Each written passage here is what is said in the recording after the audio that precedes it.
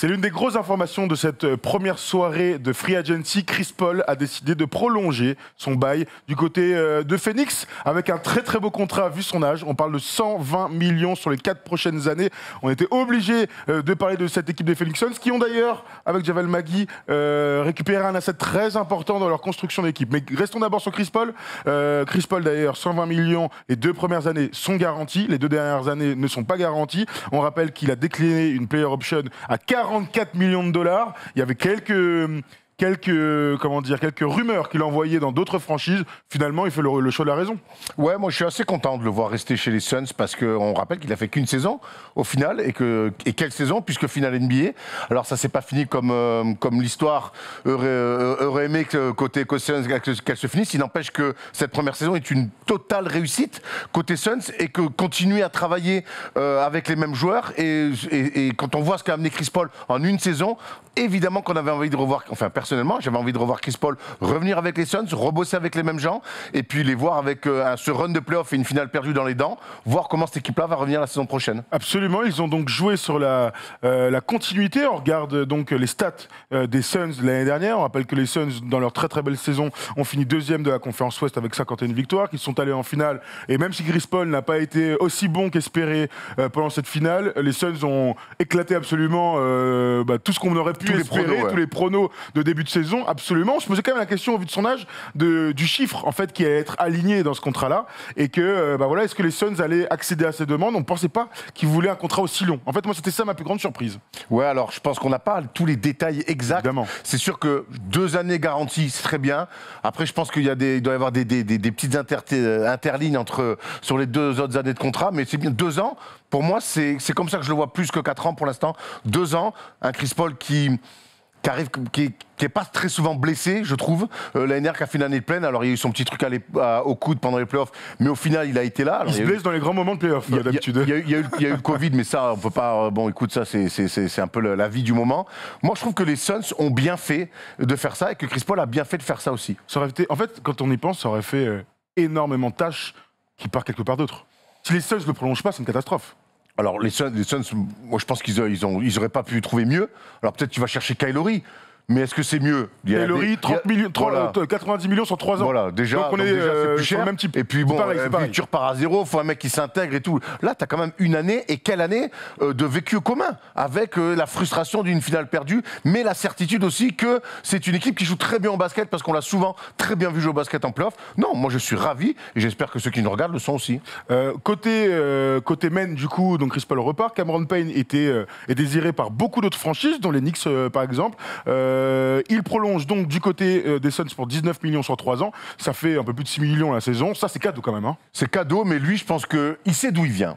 Cameron Payne. Alors on sait que des fois il a un peu une tête à claque, mais Cameron Payne il sait d'où il vient. OKC, les Bulls, il est parti en Chine. C'est un mec qui s'est peut-être vu à un moment donné ne plus être en NBA parce que la concurrence est énorme. Il s'est retrouvé avec cette chance-là aux Suns qu'il a parfaitement saisi.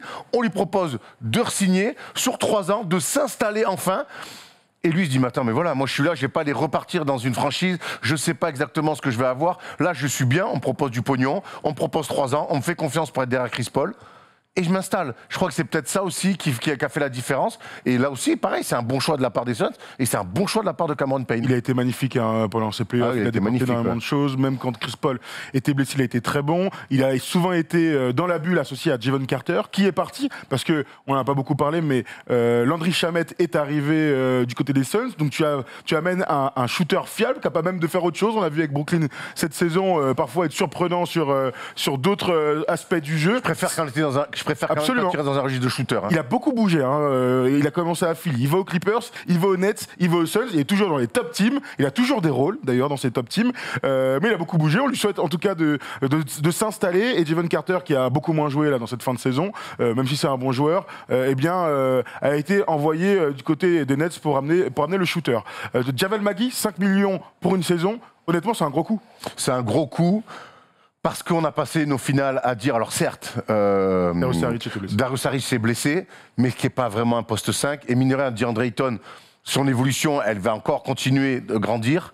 Mais il faut un backup à DeAndre Ayton. Maintenant, je pense que les Suns, ils se sont vus en finale, ils se sont dit, oh, mais attends, là on peut gagner en fait, on peut être champion. Alors, la concurrence va être énorme. Hein. Il n'y aura pas tout le temps de blessés. Les Lakers se sont renforcés. Les Clippers vont revenir déter. On va voir comment les Mavs vont construire autour de Doncic.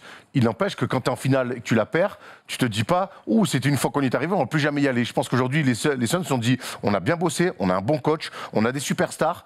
Maintenant, il faut combler les manques. Et le manque à combler, c'était un backup pivot derrière DeAndre Ayton. Et quoi de mieux qu'aller chercher un vétéran multiple champion, qui connaît le game et qui va être très bon, pareil, sur du cercle à cercle. Et qui a un profil différent de DeAndre Ayton. Voilà, exactement. Et on connaît les qualités de Javal Magui. C'est pas un casse-couille dans les vestiaires. C'est un bon vétéran et qui a toujours su, que ce soit avec les Warriors ou les Lakers, parfaitement se greffer sur des runs pour être champion. Ils avaient récupéré Torrey Craig en cours de saison. Torrey Craig a décidé de signer à Indiana. Donc ça fait une petite perte. Évidemment, le mercato n'est pas terminé. Voilà, c'est des profils qu'on peut aller chercher. Important dans ce 5 majeur, vous avez Michael Bridges et vous avez DeAndre Ayton qui sont de la même draft que Luka Doncic et que Trae Young. Trae Young a déjà prolongé pour le Supermax 172 millions minimum, qui peut grimper jusqu'à 202 millions. On sait déjà que, par exemple, Luka va prolonger pour 202 millions à son retour des JO. DeAndre Ayton et Michael Bridges peuvent prétendre pour ce type de contrat. On n'imagine pas Bridges signer un contrat de la sorte, mais il n'empêche qu'il va signer un beau contrat. Par contre, DeAndre Ayton, je te pose la question, est-ce que tu lui donnes les 170 millions au vu de ce qu'il a prouvé ces 3 premières années en NBA? C'est une bonne question. C'est pour ça que je te la pose. Il y a eu quand même 2 saisons. Après, on sait que sur les pivots, les choses arrivent beaucoup plus tard. On sait que ce mec-là, contrairement à ses illustres aînés, que ce soit Robinson, Ewing, Olajuwon, O'Neal, lui, il est resté qu'un an à la fac. Donc, il a fini son cursus un petit peu. Il a son cursus sur sa saison rookie, voire même sur sa deuxième saison, sur sa saison de sophomore. Ce qui m'a montré là, c'est très intéressant en complément de Booker et de Chris Paul. Je ne le vois pas encore comme une option numéro 1. Maintenant, lui, il est du coin, il est bien là-bas aussi, il s'est vu beau pendant ses playoffs, il s'est vu grand, et il a raison de s'être vu comme ça, puisqu'il a été magnifique. Maintenant, est-ce que lui, il va se dire, je vais prendre le max, du max, quitte à faire jouer et aller ailleurs, ou est-ce que je veux m'installer dans ce projet des Suns? J'ai l'impression que, quand je vois Chris Paul rester, quand je vois Cameron Payne rester, je me dis qu'en fait, ils ont un petit peu comme Florida à l'époque, quand ils ont été champions NCAA, qui se sont dit, on reste une année ensemble pour faire un back-to-back. J'ai l'impression que ces Suns-là, on continue envie de jouer ensemble. Je ne sais pas si DeAndre Ayton, comme un peu Rudy l'a fait avec les Suns, avec le Jazz, il aurait pu demander encore plus, ailleurs peut-être, il ne l'a pas fait.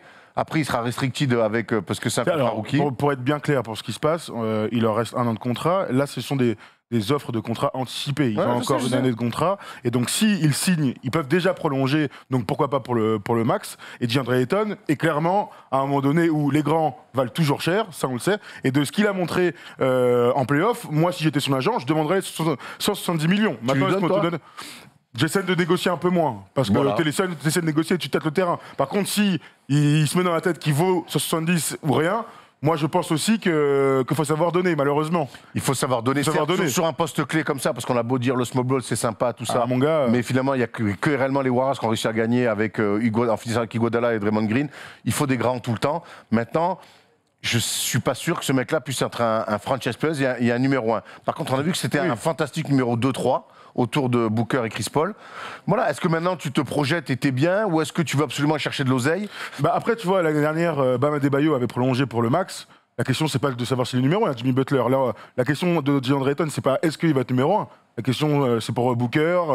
C'est est-ce qu'il vaut déjà ça? Est-ce que tu fais tout pour le garder? Le truc, c'est est-ce que tu fais le maximum pour le garder? Est-ce que par contre tu te mets après, tu donnes autant d'oseille? C'est toujours une discussion. Le Heat l'a fait, la filée du max à Adebayo, mais on en parlera dans une autre vidéo. Finalement, certes, tu sécurises Adebayo, mais qu'il est encore jeune et qu'il ne peut pas t'emmener là où alors qu'il avait fait finale. C'est pour ça, donc faut l'entourer. Moi, je serais quand même les Suns, un pivot qu'on a vu progresser défensivement, qu'on a vu progresser dans la dureté, qui a des mains, qui a été quand même très digne en finale, parce que même si par moments on était frustré de ce qu'il faisait, il s'est mangé des 45 minutes sans rotation à défendre sur des Yanis, à défendre sur des Brook Lopez. Moi, je ferais tout pour le garder, en essayant de négocier, de lui vendre un projet. Mais bon, ça fait très discours de N3, on est en NBA. Hein. Absolument, en playoff, les stats de notre ami Ayton, il est à 36 minutes, 15,8 points, 11,8 rebonds, sachant qu'en finale, il est à 14,7, 12 rebonds, et ses pourcentages étaient fantastiques, je vais te les donner, 65% sur les playoffs. Et l'énergie, il était très positif, tu vois. Bien sûr. Il diffusait quelque chose de très cool. C'est pour ça aussi que ces Suns ont été sympas à avoir joué pendant ces playoffs-là.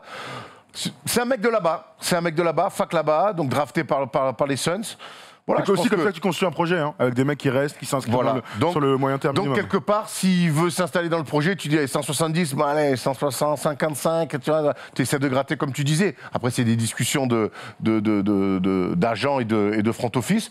Mais moi, évidemment, que j'ai envie de voir. Je les ai vus, ce que j'ai vu de ces finales-là, j'ai envie de voir le Booker, Ayton et Chris Paul, du coup, pendant 2 ans, encore ensemble. Absolument. En tout cas, si André Ayton prolonge avec les Suns, eh bien, on le saura dans quelques jours. Ça marche, encore une fois, pour Michael Bridges. On avait Jay Crowder, hein, évidemment. Il faut garder aussi, absolument. De toute façon, ils sont là, ils sont sous contrat, il n'y a absolument pas de souci. Oui, mais qu'il faut sécuriser pour les plus. Tout à fait. Tout à fait. Toi, c'est les postes, c'est peut-être ton 5e moins bon joueur, entre guillemets, du 5 majeur, mais avec la progression qu'on le voit faire en ce moment, et lui aussi, les bons matchs, malheureusement, avec beaucoup d'irrégularité, mais ça fait partie de son âge. Les bons matchs qu'il a fait en finale, le match à 27, on s'en souviendra longtemps, malgré la défaite. Donc voilà, en tout cas pour les Suns, on a été complet sur tout ça. On suivra comment ils complètent leur roster, parce qu'on le disait, donc il manque encore quelques pièces, mais c'était important de parler de Chris Paul qui prolongeait, puisqu'il y avait de réels... Il y avait des contacts avec d'autres équipes, et puis le chiffre, quand il est sorti, on était tous complètement fous. On rappelle quand même qu'en carrière, à la fin de ce contrat, s'il va au bout avec les Suns, il aura pris 400 millions de dollars en carrière. À titre de comparaison, chaque avait pris 240, voilà, ce genre de choses. Donc, bon, après la NBA aujourd'hui, d'ailleurs, ça me fait penser à certaines... anciens joueurs NBA qui se bouffent bien les couilles de ne pas jouer dans la NBA actuelle vu les chiffres. Et le premier, il est français. Hein. Et le premier est français, mais on ne dira pas son nom. Voilà pour les Suns. On ira dans quelques minutes du côté de Miami, parce qu'on en parlait tout à l'heure, et on parlait de gros contrats de Carl Robinson. Après un beau contrat, c'est pas le seul à Miami, puisqu'ils ont fait... Ça fait cher la filoche. Hein. Ça fait cher la filoche. On en parle dans quelques instants, les gars. On se retrouve sur YouTube comme toujours. À tout de suite.